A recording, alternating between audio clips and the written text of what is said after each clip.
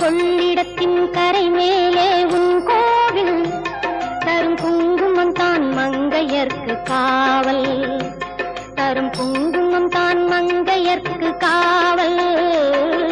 மகமா